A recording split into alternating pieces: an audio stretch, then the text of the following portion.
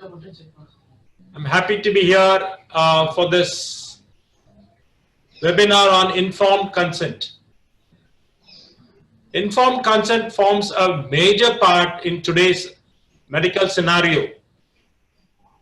Any patient coming to the hospital has to give a consent.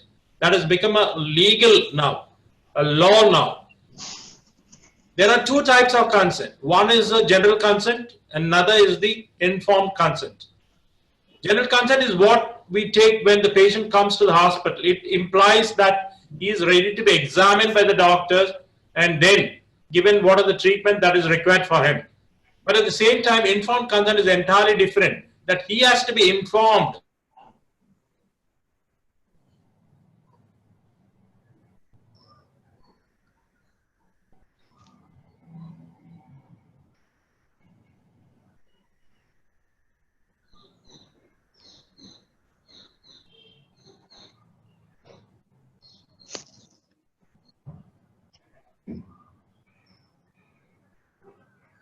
So today, to talk about informed consent in detail, we have Dr. Parivalavan Rajavelu, is an MS, DNB, FRCS, is a consultant surgeon and a clinical head of quality assurance from Sundara Medical Foundation, Chennai. So over to Dr. Pari. Thank you so much, sir. Sakshi, is my screen visible to everybody? Yes. Okay. Good afternoon, and thank you for the opportunity. I wanted to first acknowledge CAHO, especially Dr. Lallu and Dr. Vijay for giving me this opportunity. I also want to thank Supriya, who's a doctoral scholar at IIT, and I'm indebted to her for a lot of inputs on consents. She had done a 2-year doctoral course. Her whole thing was on consent. So a lot of information, a lot of references, she has provided me. Supriya, I think you should be there. Hello to you. And finally, to Sri Vidya and Harshita, my content development team. If you find the slides beautiful, then the credit goes to them. So let's start off. I wanted to start off first by mentioning this term patient-centered care. So I think all of us as doctors, our main concern is the patient, and we put them at the center. But these jargons are now common to thing, and I have found it always difficult to share this with my students. How do we actually teach patient-centered care to the students? So I recently came across a nice cartoon, and this depicts a patient who walks into the hospital. The patient has few concerns. Now, even I've been a patient myself, and when you walk into the hospital for a surgery, there are certain concerns. The first is you want the best treatment, and I don't want my doctors to overlook my interests. The second concern is I have to be treated with dignity as a person. I don't want to be treated like a case, or I don't want to be called a hernia case or appendicitis case. Please use my name. I'm a person who has come for treatment. And we want the hospital to be safe, and I don't want to be harmed by the anything in the hospital. The fourth aspect is the time. I want doctors to listen to me patiently, and I don't want to wait unnecessarily or delay my treatment. And the very important in our country is the affordability. At the same time, I don't want you to cut costs that will compromise on the quality of treatment to me. And finally is the equity. I want to be treated on par with all patients. Just because I am an MLA or chief minister, I don't get different treatment. So these are all the concerns a patient has. And as I started my quality journey, I found this corresponds to the 6 pillars of quality. And I have been always teaching my students that if you follow patient-centered care, you don't need to worry about legislation or court cases and all that. But as it happens in medicine, I think if you sort of practice for a long time, you do get caught in certain complications. And one of such complications is the consumer court. So I had an experience with the consumer court, and the allegations made by the lawyer, no, actually, no, I thought I should not stop practice and leave. It was so bad. And after the many accusations, one was that I didn't take any consent for surgeries. So it was nearly 2 years after this whole the patient admission. So I didn't remember any details. But then when we took the notes, to my delight, I found that every aspect of the patient care was documented. In those days, there was no electronic notes, handwritten. So I had documented each and every part of the patient journey in my own hand, and the consents were in order. And because of this, we were able to successfully get over this consumer court case. So this brings the importance of documentation. So in patient-centered care, documentation is an important part. And today, we are going to discuss one of the important part of patient documents, which is consents. I have taken a broader view of consents. I'm not going to confine myself only to informed consent because it is in a 1-hour webinar. So I thought I'll touch upon the various consents in a hospital and what is the NABH also wants us to do. So today we will talk about how did consents evolve, what is consent, what are the ways of obtaining consent, and what are the stages of the consent process, what is the valid consent, what are the best practices for obtaining consent, and when is consent not necessary, and what is the role of nurse in obtaining consent. This is something interesting which I'll talk to you later. The specific consents that are required by NABH, certain special types of consent, and how to document consent. And finally, at the end of the webinar, if I'm sure there are a lot of quality implementers in the audience. So if you want to implement the consent process in your hospital, how to go about it. So there's a lot of ground to cover. So let me get on with it. So actually, consent started. It's very interesting that hospital consents have been actually legislated or have been told to us by the legal profession. This is because of the misuse of power the physicians had. So at the end of the World War, there was after Hitler, Nazi Party conducted a lot of human experiments.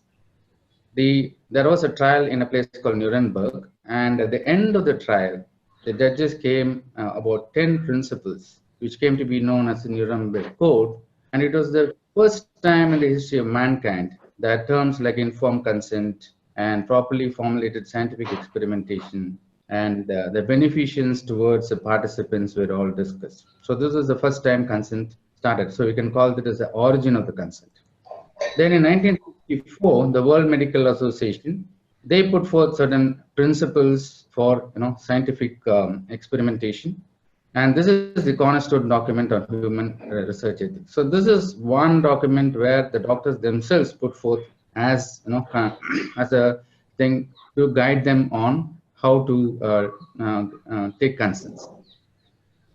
Over the years, initially the consent was doctor-centered. I'm sure the older members of the audience would remember a patient will come and our chief will say, this is what needs to be done. Now, whatever you say, doctor, that used to be the phrase of the patients. So that was the doctor-centered consent. But now it has become a patient-centered. And before coming to us, they first go to Dr. Google, and then we have to explain a lot of things to them. But I think it's a good thing that we have to explain and be transparent about what we do in the hospital. And as I told you, this change has been enabled mainly by the court of law, by landmark judgments, be it the USA or UK or in India. So I'm going to highlight one such landmark case which happened in the Indian Supreme Court. This is the Samira Kohli versus Prabha Machanda in 2008. So just a brief background of this case. Samira Kohli consulted Dr. Prabha and complained of prolonged menstrual bleeding. So she was admitted and a consent form was signed which said diagnostic and operative laparoscopy may be needed. And then she was subjected to a laparoscopic examination where they found she had very severe endometriosis. So the whole pelvis was frozen. So the doctors decided to remove her uterus and the fallopian tubes. So because there was no consent on this, one of the juniors came out and took the consent from her mother, and then a hysterectomy was performed. But the patient, on waking up, was not happy about it, and she said she had given consent only for laparoscopy, and her organs have been removed without consent. So this went up to the Supreme Court, and this is a landmark judgment because if you read the judgment, the judges have really gone into depth about the whole consent process and then gave the judgment. So they concluded that the doctor is liable for malpractice. They agreed that the doctor did it in good intentions for saving time and suffering, but there is no ground for defense for an organ to be removed without the patient's consent. So a consent from her mother was considered invalid.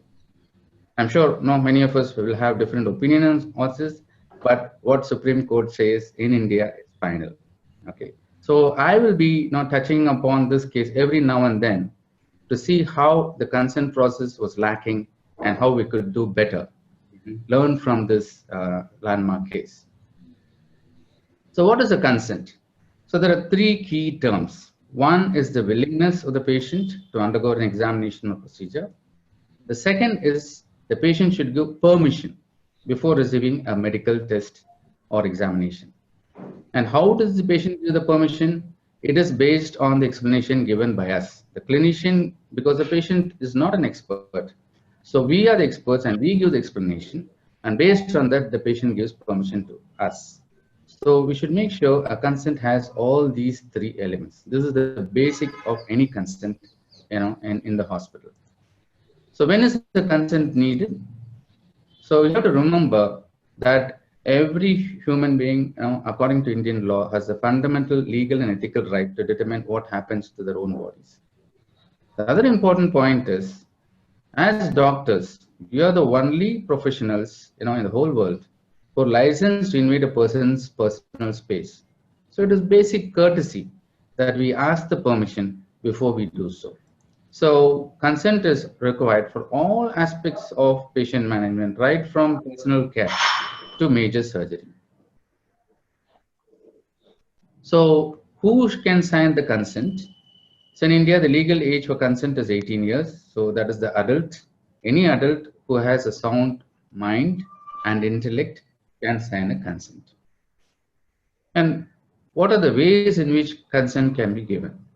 So there are a couple of ways. One is by active acceptance. The patient says it in words, or they write it, or it could be silent.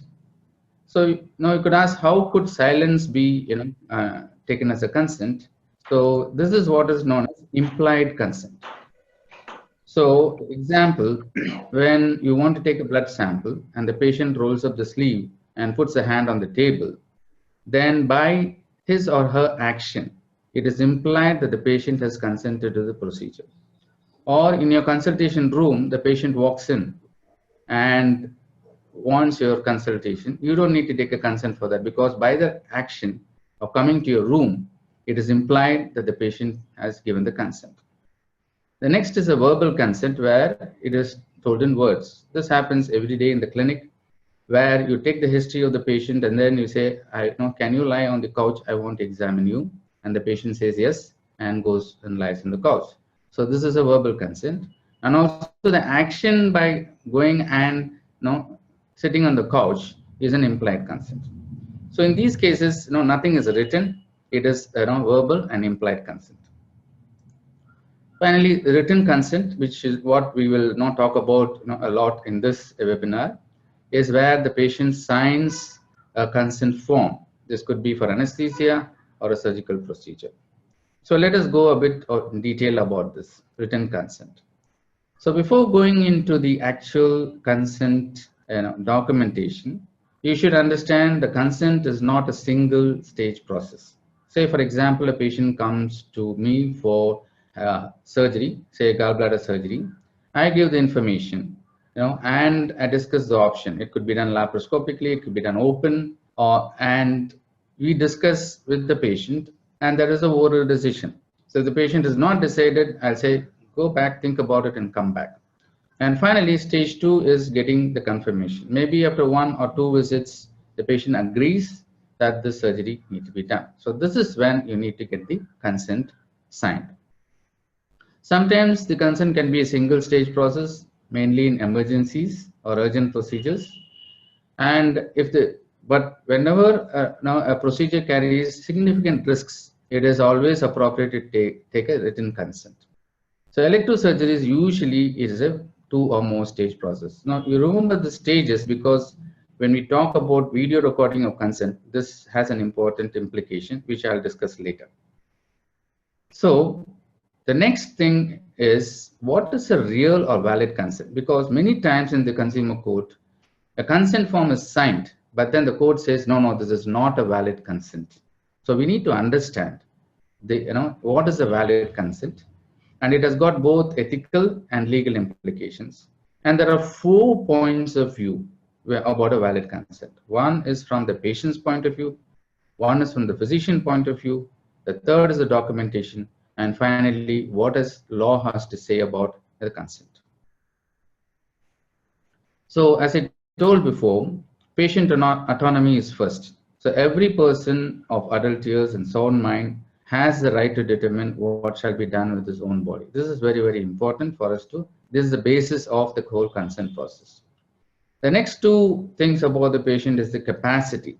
So capacity means the patient is able to understand the information and can use the information to make a decision. So this is called an informed decision. And third important point is it should be voluntary. So whether the patient is consenting or not consenting, it should be a voluntary decision. This has implications in the PCPNDT Act or the termination of pregnancy, where in our society women are forced into termination of pregnancy. There the MTP laws clearly says that this decision should be voluntary, and the onus is on the physician to make sure that this is voluntary and by the patient. So this is from the patient point of view. So when we go back to the Samira Kohli case, you can see how the patient autonomy was not respected. So when a patient's uterus is going to be removed, she has to be informed. The mother does not have the authority to give the consent. And because the patient was under anesthesia, this could not be given to the patient. So every time we find when a court says that anything is wrong, it is based on facts. Next, come to the doctors. So we have a responsibility to give treatment according to established guidelines. It could be our professional body or evidence-based. So our treatment should be scientific, and this should be communicated to the patient. The key word here is adequate information. This is art more than science. So how much to tell the patient and which patient to tell what is something you should learn over the years. So you have to give adequate information to the patient. These 2 are our responsibilities. So we come to the steps of an informed consent. So what is that we have to tell the patient? So there are 6 things. 1 is the nature of the procedure or the treatment and its purpose, benefits, and effect. So let me take the example of a laparoscopic cholecystectomy. So I will tell the patient, see, this is a procedure, your gallbladder is infected or you have pain from the gallbladder. So the procedure is putting these holes into your body, and then we'll remove the gallbladder along with the stones. And the purpose is to relieve your pain. The benefit is you won't have any pain in the rest of your life, and these things should be explained in detail. The alternatives, I could explain that there is an alternative open surgery, but what are the pros and cons of between open and laparoscopy? That also has to be explained. I also have to explain the risks. There are substantial risks: bleeding, infection. Is there any risk of losing the gallbladder? All this has to be discussed. Finally, the adverse consequences of refusing treatment. Suppose the patient says, no, I want only medical treatment. So you explain to the patient why, if avoiding surgery, what are the adverse events that can happen. And after that, give sufficient time for the patient to clear certain doubts. And the most important thing, 6th, which again is mostly missed out, is we should give sufficient time to the patient to discuss with the family members. So when all these 6 are given to the patient, then only it becomes an informed consent. So informed consent is actually a shared decision making. It is not just the doctor saying you need the surgery. We give the explanation to the patient. The patient understands information, makes an independent decision, or maybe in discussion with the family, and then signs the consultation form. So I'm going to ask a very basic question. Who takes the consent? This is because in spite of the obvious answer, many times in practice, consent is taken by somebody else other than the patient, doctor performing the surgery. So I think it is our responsibility. If you are doing the surgery, you're the one who should take the consent. NABH says, no, a member of the team can be delegated to take the consent on your behalf.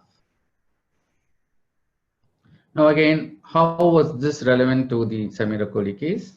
So the doctors did not discuss the alternatives. They did not say, okay, well, there is a chance that you may lose we may remove the uterus and the fallopian tubule if the finding is available. These sort of things were not discussed. So that's the reason the patient went to the court.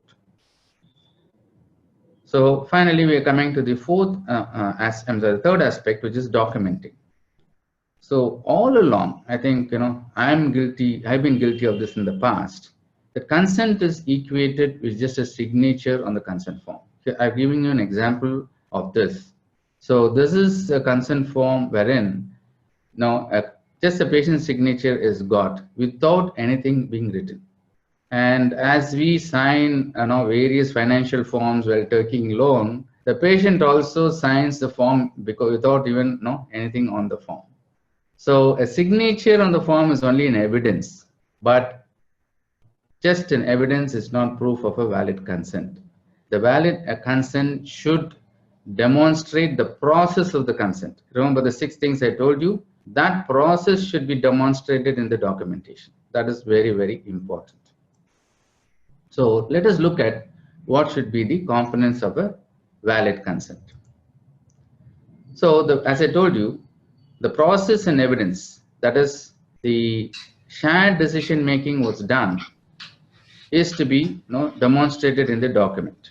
And what should the document reflect? It should reflect the 6 steps of the informed consent and the evidence of the doctor's signature, the patient's signature, and the witness signature. All these 3 should be there. And why is this important? Because in the law, what is documented is not done. If you've done everything, you've explained to the patient, for 2 hours, but you failed to take the consent, then it means that you have not done it because there's no documentation. So you have to be careful to document what is being done. So this is a model consent form. I'm sorry, the font is a little bit light, but basically the first part is the doctor explaining to the patient, okay, the name of the procedure, what is the purpose, is it diagnostic, curative, or palliative, any additional procedures, benefits of the procedure, any risks and complication, what are the alternatives, what is the risk of not performing, and where the procedure is going to be done. Is it going to be done in the ward, in a minor procedure room, or in an operating theater, or in a radiology suite? All this is documented, and the consultant signs with the name, date, and time. The second part is the patient's acknowledgement.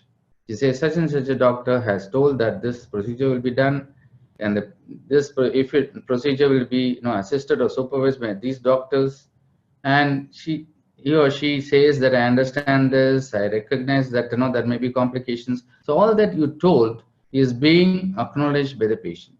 So you can see that the 2 aspects of shared decision making, that is the physician's information and the patient's acknowledgement, is been brought out in this documentation. So if you do that, then it will stand in any court of law. Now, how is this relevant to the case we discussed? The consent was taken from the mother, but due process and shared decision making was not followed. So that's the reason they got into trouble. So finally, we come to what is law. I'm sorry to use these legal terms, but I think it's very important to understand. Not taking a consent makes you liable to 2 things: civil law and criminal law. Civil law is a tort law where any force and against a human body without justification is unlawful, even if you touch the patient. Battery is a criminal, law, which says that if you, invade a person's space intentionally or negligently, then you are liable. So consent has got legal implications. You have to understand that. If you don't take a consent, you can be taken to either civil law, pay a fine, or even to criminal law, lead up to imprisonment. So it's a very, very important point to remember. Now, if you do look at what the respected judges have to think about it, American and English viewpoints differ to the extent of information that has to be given. American culture is, individual independence is given a lot of, importance. So they take what is called a prudent patient. They assume that the patient is well informed. So they give all the information, and it's up to the patient to make the decision. Whereas in the UK, it is patient, though it is still patient-centric, it is a shared decision-making. So the physician and the patient, the doctor and the patient discuss, and then they finally come to a shared decision. In India, based on the landmark judgment I discussed, this is what they are supporting, that it should be a shared decision-making, and the doctor should give necessary or adequate information before we take the consent. So this also has to be remembered. So again, in this case, they didn't follow the law of the land. It was not a shared decision making, and the consent taken was not real and valid prior to the surgery. So this brings us to the important terminology, prior. So all the informed consent should be taken before a procedure. So now again, I bring up a small anecdote of a patient who was suspected to have appendicitis. So laparoscopy was done, the appendix was normal, but the gallbladder was gangrenous. So the surgeon went ahead and removed the gangrenous gallbladder without a consent for removing the gallbladder. So later it was discovered that actually the patient had severe pyelonephritis, and the gallbladder infection was secondary.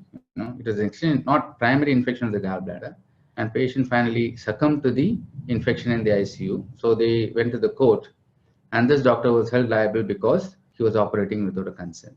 So a prior consent of whatever you do, unless it is an emergency, life-threatening, situation, if you are going to do a different surgery, it is better to wake the patient up and take the consent and then go for the procedure. This is, you may think it is too much, but just last month my ENT surgeon shared an experience in her case where a patient had to have just one surgery. They found she needed additional surgeries to heal the hearing, but because of this knowledge, she's an NIH assessor.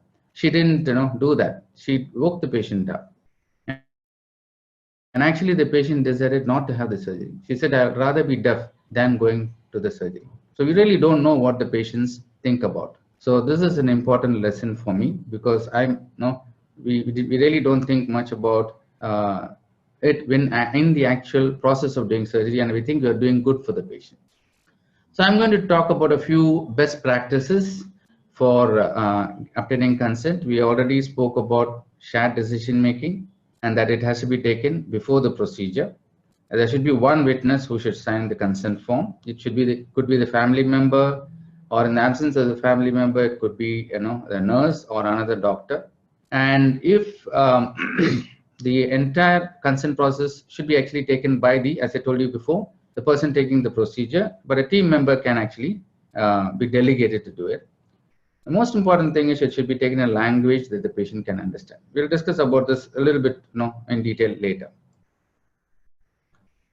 Suppose there are it's a team work. You are doing oncology surgery where there are, or a complex plastic surgery where 3 or 4 or doctors are involved in the treatment. Then consent should name the principal surgeon from each specialty who's doing the procedure, and each doctor should explain his role and address all aspects required for informed consent. I know it is tedious, but in teamwork, in complicated surgeries, this needs to be done. This is another very important aspect, because all of us have responsibility for teaching, and we allow our juniors to do surgery and stand on the opposite side and assist them. So do we need to be transparent about it? So it is better to be transparent. The trainee doctor and the name of the qualified surgeon supervising the procedure should also be mentioned in the consent. And as I told you, the consent form should be used as a means for documenting both the information. Remember the stages of consent process I discussed about. There are two stages. One is the information stage as well as the confirmation stage. Both these should be covered. And it is always better to receive, give the patient a copy of this form, especially when you're seeing in the outpatient and the elective surgery is posted maybe a couple of weeks later. Give them a copy of the consent for them to go and study this. And this will give them enough time to and if they want to come back and ask some questions or reconsider the decision, you're given the time to do so. And when they get admitted, you don't need to sign the consent again, but you just need to make sure your junior doctor shows the consent and asks the patient, are you still okay with this? Or are you still okay to go through the procedure? And then document in the notes that the consent patient is still willing to go ahead with the surgery. Consent in children in India is pretty black and white. Anybody less than 18 years, the parent or guardian should give the consent. There has been recent judgments where, especially in terms of medical legal cases, where they have said that in terms of punishment, and juvenile and the POSCO Act comes into this, but in terms of consent, still below 18 years, it is the parent or guardian.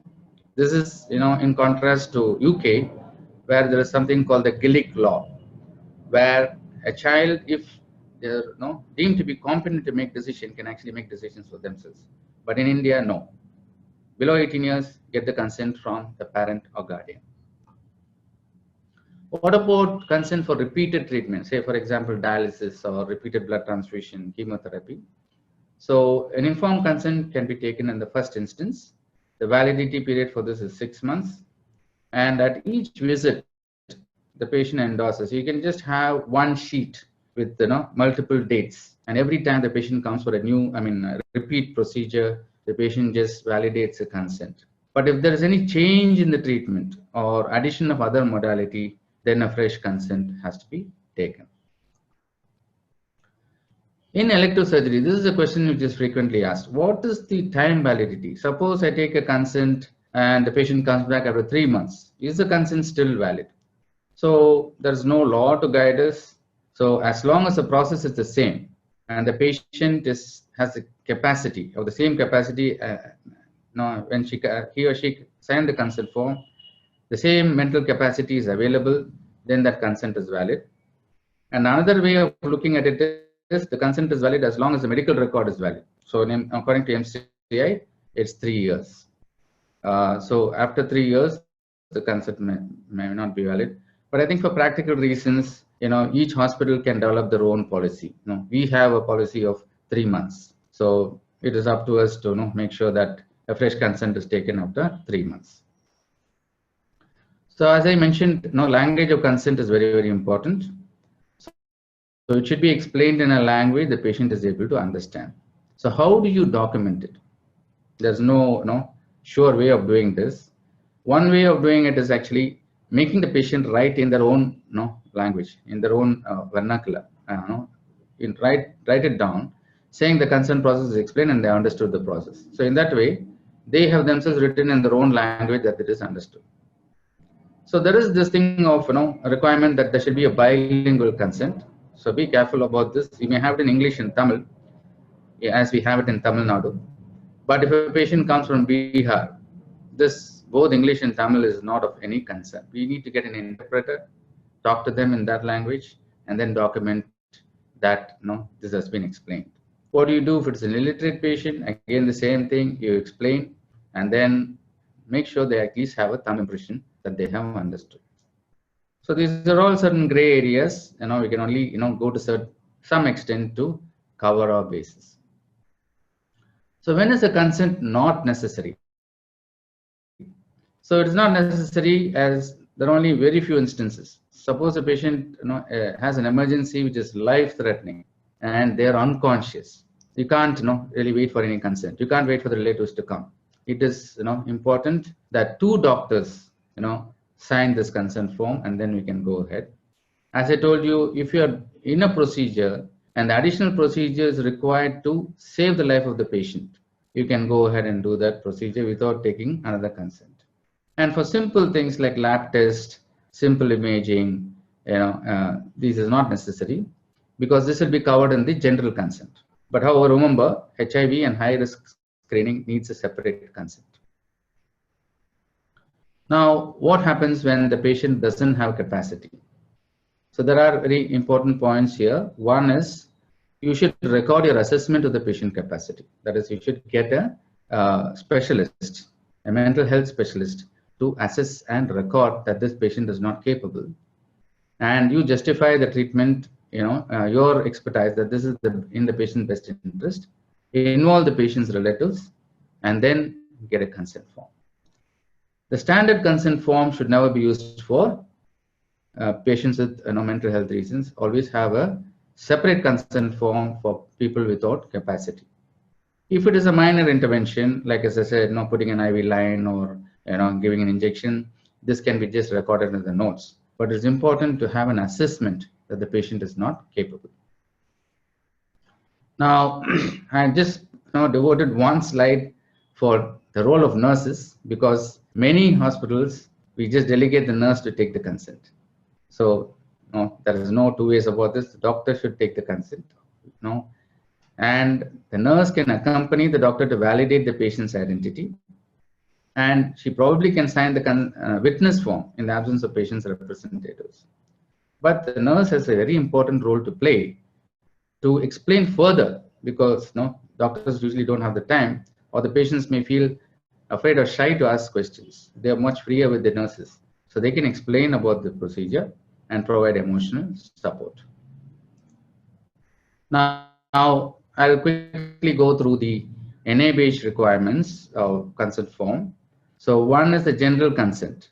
A very important point in general consent is this is valid for treatment, and investigations, simple treatment and investigations. It is not valid for therapeutic procedures. It is only valid for physical examination, investigations, and telling the patient about their responsibilities, about the responsibility of paying the bill, of behaving themselves in the hospital.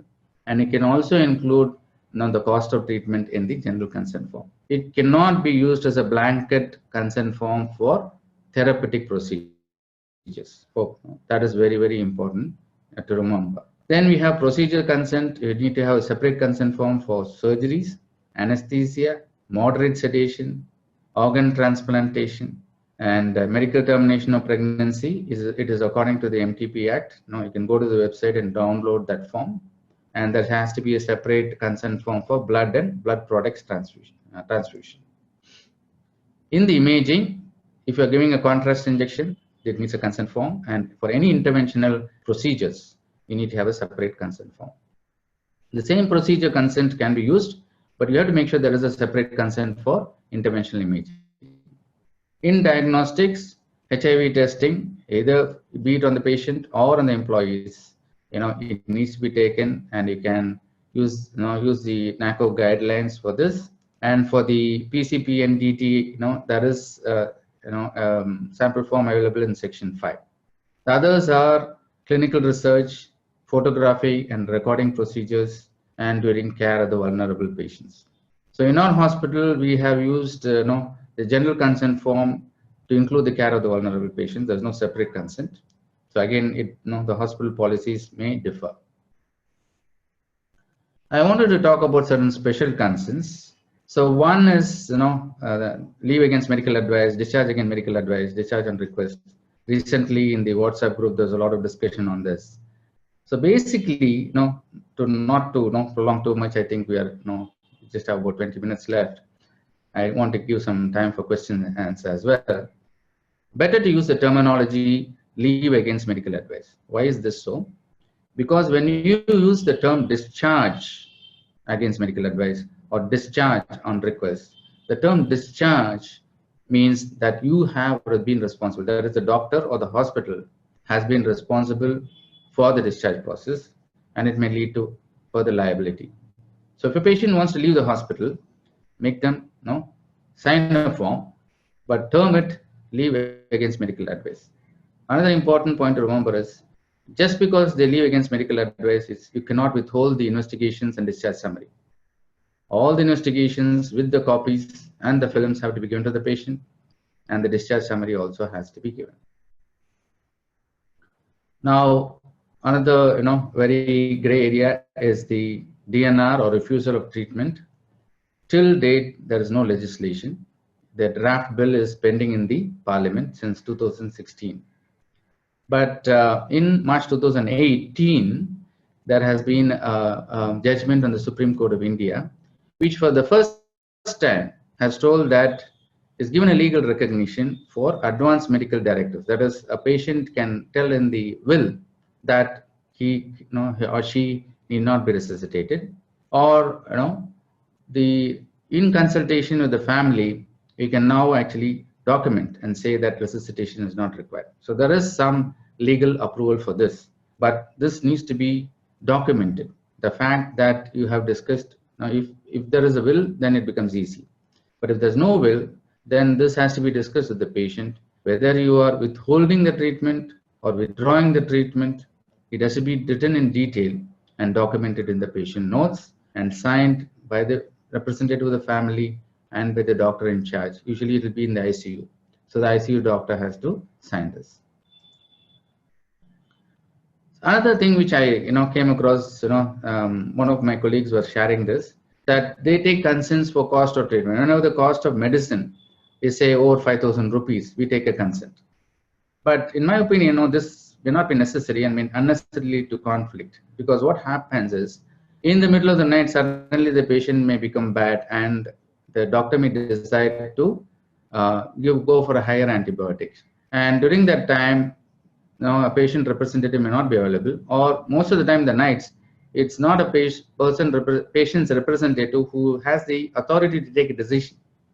So because of this, the patient treatment can get delayed, and that may lead to conflicts. So we don't do this. So again, it's up to your hospital policy. But in general, I think it leads to a lot of conflicts. Is high-risk consent necessary? Yes, it is necessary. Better to take a separate high-risk consent in addition to the routine procedure, because certain things are different. You can talk about the need for admission to HTU ICU. For every general consent, if you start talking about HTU and ICU, it doesn't make sense. And whenever you're using high-risk consent, don't shy away from using this term, that risks also may include death, because that is the reason we are taking the high-risk consent form. So this should be explained to the patient and the relatives. Mostly the patient is too sick, so the patient attender should be made aware of this. What about tissue handling? This is a separate talk by itself. I think we need to refer to the Transplantation of Human Organs and Rules 2014. So I'm not going to go into detail. Photography and video recording, it is better that we take separate consents, though many hospitals include it in the general consent. Clinical research is a totally different ball game. You need to go through the scientific advisory committee and there is a separate process of taking consents from the subjects whom you are subjecting for clinical research. And this is a very modern thing. We all do this. In the middle of the night, I'm woken up by my postgraduate who says, now this patient came and we did the CT. And they share the CT scan pictures, and especially in orthopedics, it's shared very extensively in the social, especially in WhatsApp. Beware that once it goes into the social media, there is no control where it will end. It may end up with the patient's own phone. So we have to make sure that we hide the patient details before we share it on the social media. It's difficult, but we need to evolve methods. Especially with digital imaging nowadays, it is very easy to sort of hide the patient details and then share it. Should a consent be taken? I have no answers for that. I don't think, if I'm a patient and if some doctor comes and asks me, do you leave consent for me to share your photo, your images in a social media, I may not be happy. So, I think we need to discuss on this. Finally, now I'm there are several ways by which you document consent. We went through that in detail. Traditionally, you use a written consent form and using pen and paper, and it is considered valid in any court of law. But in recent times, now many hospitals and many doctors have started using video recording. Yes, it is also admissible in the court of law. There's no doubt about that. But remember that consent is a multi-stage process. As I told you, you have the information stage, and then the patient may come several visits. So unless each visit you actually do the video recording, just having a one session recording of a consent process, certain lapses may occur, and you may miss out certain aspects of explanation to the patient. So that may make you liable. So focus more on the consent process, and based on your hospital policy, based on your resources, use the suitable documentation technique. As I said, pen and paper is valid in every court, and it's simple, and that's what we use. Finally, what are the, now that, this makes me to the end of the webinar. Now, once you heard me and you go back to the hospital tomorrow, how do you go about implementing the consent policy in your hospital? The way we did it is we formed a small group. Now we need to get a friendly doctors. Getting a friendly surgeon is difficult, I agree. But you need to get a surgeon. You need to get an anesthetist and a lab in charge, because these three people, are the clinician who has to tell their juniors about the consent process. And then you can have the quality team, and you can have the somebody with authority in the hospital to sit in the group and then form a consent policy. How do you formulate the consent policy? Just go through the best practices I have enumerated. So if you put that in paper, it becomes your consent policy. After making the consent policy, then go through each of your consents, and you will find that it may or may not reflect the shared decision making process I told you about. If it doesn't reflect, then change it, and whatever changes you make, you document it in the policy and review all the consents. And most important is, once you've done that, share it with all the departmental heads, and then schedule a training process for the doctors and nurses. Because unless the doctors, especially the doctors who do the frontline work, are involved in this process, whatever you do in the back end will not work. So that you need to train the doctors and the nurses. Get a somebody who the doctors will listen to authorize it and do it. So if you do this, then the policy and consent process is done. So finally, to summarize, when to take consent for all aspects of patient management. It could be implied, verbal, or written consent. How to take it? It is, as I told you, these three things. And who should take the consent? The person who is performing the procedure. Who can give the consent? Anybody over 18 years, children, parent, or guardians. And the person who gives the consent should be mentally capable, and we should give the information for them to make the decision. The steps, even I'm just going to go over it again. Nature of the procedure, alternatives, substantial risks, consequences of refusing treatment, give time for patient's doubts, and give time for the patient to decide. What to document? The 6 steps of the consent process, and evidence of having the signature of the doctor, the patient, and a witness. Thank you so much for the opportunity.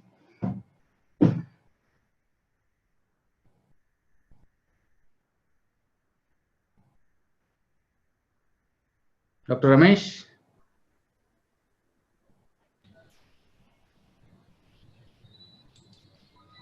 Hello? Yes, sir. Can you hear me? Yes, I can hear you. Yeah. That was a wonderful presentation, Dr. Pari. Congratulations for that. It was very exhaustive, and it took all the points. I think you took all the points and then explained it in very clear, simple terms. Thank you for that. And let's have the question and answer sessions. First question is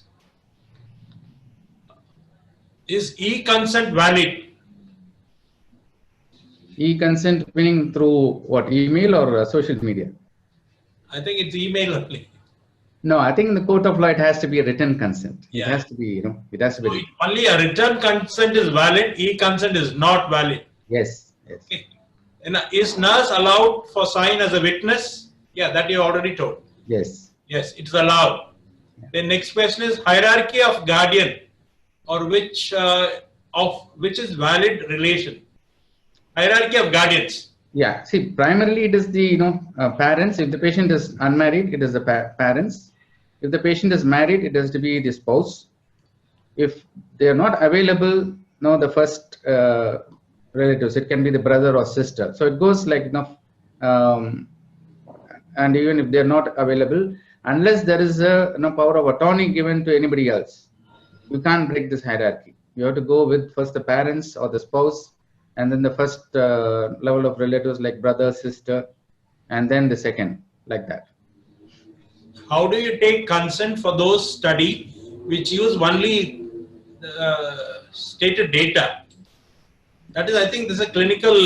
Yeah, the scientific advisory committee is a totally different topic altogether. Basically, they can waive a consent. The scientific advisory committee has got the power to waive consent. Waive the consent process if they feel that the patient identity is not going to be revealed and the patient is not going to be experimented upon.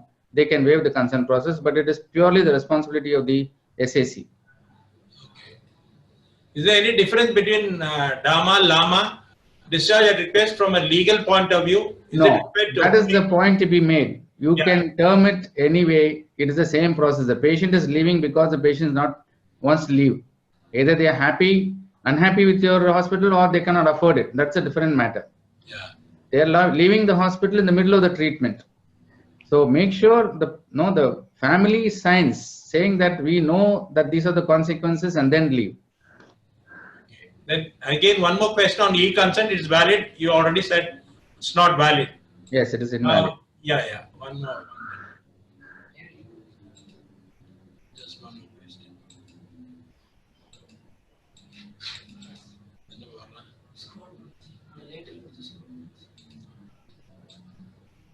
Yeah. In a large teaching hospital, should the general consent include that this is a teaching college and interns and PGs get trained on patients here? That's what, sir. As I explained, general consent can include anything which relates to physical examination investigations. If it involves treatment, then that has to be taken in a separate consent form. So for example, if in a large teaching hospital, that definitely the junior doctors will be performing the surgeries. So the procedure consent form should reflect that this procedure is being done by a person in training, and this is the supervising surgeon. Next question is, who has to obtain consent for HIV testing during blood donation at camp? I'm not clear. Do you have an answer for that, sir? I think it is the person who's actually in charge of the doctor. Yes. Yes. Okay. Then next question is, consent is explained in other than English language. How we need to take consent? Yeah, this is quite difficult because our consent forms are in English and our state language. That's how it is at present. So either if you have somebody in the hospital, especially if the patient is literate, in a separate piece of paper, you could write the whole thing in their own language and get it signed. That is the best way to do it. But if the patient is illiterate and you don't have anybody in the hospital who can write that particular language, it becomes very, very difficult. You just have to mention there it has been explained and the interpreter is available. It has to be mentioned who the interpreter is, the name, and the interpreter can sign. Next question is, sir, you have said we should not take consent for costly medicines, but as per NABH, we have to give an estimate for the entire admission. Yes, isn't it a requirement? Estimate is different. That can be covered in the general consent. Yeah. I'm talking about taking a consent for costly medicines, separate consent. You are additionally burdening yourself with another consent which can cause problems. See, that is the problem in most of the hospitals. Most of the hospitals have so many consents, and you need to have a separate department for that, I think. Yeah. Next question is, in case of RTA, where police has carried the patient to the hospital with no patient party, who is the best person who can give the consent? Can it be a police person? No. See, the police, they won't give it, basically. I mean, my experience, I was head of the emergency department for 10 years. The police will just bring the case. They have no responsibility. So if there is no relatives, it is up to you. No, the doctor should take, suppose the patient comes with traumatic amputation, is bleeding to death. I have taken the patient to the theater to arrest the bleeding. But I also made sure there is one other surgeon of equal, qualification who has countersigned it. By the way, you can spread the responsibility rather than you taking the, responsibility on your shoulders. Next question is, if a patient refuses to give consent and the procedure is an emergency one, how to tackle it, like intubation? So the patient right, is final. If the patient is of sound mind and they refuse treatment, you can't do anything about it. I've had an experience in the UK where there is a sect which doesn't take blood transfusion. So I had a young man who came with severe trauma, bleeding to death, but the family said, we don't believe in blood transfusion. I mean, this is very traumatic to me even today, but patient right is paramount. If they refuse treatment with sound mind and intellect, you can't do anything about it. Okay. Next question is, how long the consent is valid for elective cases like anesthesia? We covered that, sir. Yeah. Can we get recording of this webinar? Okay, somebody's asked for recording of this webinar. I think CAHO has to answer that. Yeah, it is recorded. We will be uploading. Maybe by tomorrow it will be circulated and uploaded. Yeah, thank you. Thank you. What about foreigners' treatment and consent? So the foreigners have to have a different visa. This is something which you have to remember. I mean, otherwise the consent process is the same. It is the front office who should make sure that they come with a proper visa. Okay. Can nurse be an interpreter? Yes, if they knows the language, yes. Yeah. Yes. In general consent, can we add about the research? No. No, I don't know. No, sir, no. It's not. The research has to be separate. Separate. Yeah. Because that comes under the ethics committee and there are so many formalities for that. Correct. Yes, sir. You said that in some hospitals, a member of the team is delegated to take consent.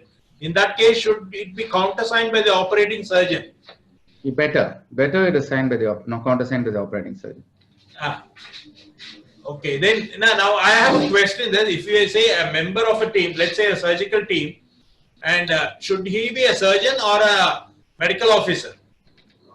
Sir, I think if you in your policy have made it clear who all can take consent, then you can delegate the person. So for example, in our hospital we have our postgraduates who are actually in training. Yeah. And we have delegated them to take the consent on our behalf. But what has happened is in the outpatient, I already explained everything and taken a consent. So they're only validating the consent after the patient is admitted. If the amputation is done in an emergency and the person is unconscious and no one is available, what will you do? Yeah, we already answered it. We have to take the responsibility and save the life of the patient. That is the very few instances where consent is not required from the patient or the family. I mean, if they are not available. If they are not available. Still go ahead and do it. It is the responsibility of the treating consent. Because our primary responsibility is to save lives. Yeah. You can't delay, saving life by, for want of consent. In case of unidentified patient or unaccompanied patient, who can give the consent? The same question. Same, yeah. Now, I have one question that, is there any standard consent form? Because every day we are flooded with consent forms. Every procedure has got a consent and every surgical procedure has got a consent. So there are different consents depending upon different kinds. Do we have now IMA is trying to bring some standard consent form. Is it valid? Everything is a model, sir. Yeah. I think you have to, I don't think you can say it is a standard one. No, what IMA has put is also a model consent form. I don't know whether Dr. Lallu can answer that. Can CAHO come up with process where we upload a standard? Lallu can answer that. Yeah, in fact, we are thinking about ways to get some models out, sir. But that still doesn't hold good. It can only be a template or a model which other hospitals can adopt. But I don't think anybody can prescribe a standard template for a consent form otherwise for the whole country to use. It's so specific to the organization, to the surgery, and to the surgeon as well. So You're right, we can Lanu. only give templates. Yeah, you're right. Absolutely right. Because every hospital is different and every surgeon is different. So definitely they'll have their own procedures. So definitely it's better to leave to that individuals to have their own consent form, which will be accepted by the hospital. That also. Yes, sir. Right. Okay, I think with that question, one more question is there. Because team members involved in surgery need to mention in the consent. Do we have to mention the names of the team members in the consent? Yeah, I mean, unless they are directly involved in the surgery. Yeah. If they're directly involved in, suppose for example, a person is harvesting the vein, Yeah. and in a cardiac bypass, definitely that person needs to be mentioned. But if it's just a person who's assisting me, I don't think we need to mention all the names. The general consent, is it valid at the registration in cancer specialty hospitals? Sorry, sir, I didn't get that. No. Is the general consent valid in a cancer specific hospital? Yeah, you make your own general consent. See, what is there in the general consent will vary from hospital to hospital, but make sure you don't include therapeutic procedures in the general consent. Right. In case of a daycare surgery, can a consent taken a week before stand valid on the day of surgery? Yes. Or a fresh consent has to be taken? Yeah, it can be taken.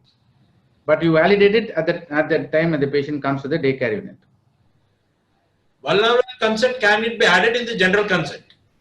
Vulnerability, that's what we have done. You do you have any opinion on that? Yeah, I think vulnerable should be a different consent. What do you say? Yeah, actually there is no need for a consent for a vulnerable patient, sir. It's basically a general consent. I don't understand what it means by a vulnerable patient consent. There is one NABH standard which says that. Consent to be taken? Yeah, consent to be taken in the treatment of vulnerable physical. I don't remember the exact number, but I read it. That's the reason I included that. Okay. Sorry about it. Okay. But there is one interesting question. Is it separate consent or can it be in the general consent? No, it is all the same consent, sir. Maybe to mention that this patient is a vulnerable patient, and maybe if it's a geriatric population not capable of independent decision making, then you have to think about the next of kin to take the consent, and the pediatric population also. Or if they are in a deranged state of mind, who should be in a position to give consent? So those are the things probably should be covered by vulnerable population. Yeah, I don't know whether we can include it in the, I think mental health is different, but I don't know whether we need a separate consent form for vulnerable patient. No. So then next question is it mandated to have thumb impression of the patient on the informed consent? No, the patient can sign, that is good enough. Is it illiterate, take a thumb impression. The next question is blood transfusion consent is valid for how many days? You already said that every time you can take a signature with one single finger. Do we need to mention in the consent about the reusable items? Yeah. Yes. Yeah. See, this I have not covered. You need to have a policy on reusing items. There are single use items which are marked single use items. If you are reusing it, you need to have a reuse policy. And when you are reusing such things, you have to make the patient aware that this is being done, because you can have complications, because if you're using guide wire frequently, sometimes the guide wire breaks inside the patient's vein, so it can be a problem. So to avoid that, you need to have very strict rules about reusing. So that is a different policy altogether. But I think it's better to mention that in the consent form. Yeah, I think we'll take one last question, sir. Yeah. Can I add on that? I found it quite interesting from Mr. Sivaprasad or Dr. Shivaprasad PV. Is it required to obtain consent to publish testimonials or good feedback of a patient? It is courtesy, I think. Yes. Okay, I think that was a wonderful webinar, Dr. Pari. Thank you so much. Thank you very much for that, and thanks Lalu and Sakshi for hosting that program. And I would like to conclude by saying that proper documentation and counseling of patients are the most important things as part of the treatment is concerned, because we are dealing with the patient autonomy and basic human rights. And finally, I would like to say one word: consent is ethical. Informed consent is ethical obligation as well as legal compulsion. So thank you very much for that wonderful webinar. Thank you, sir. Thank you.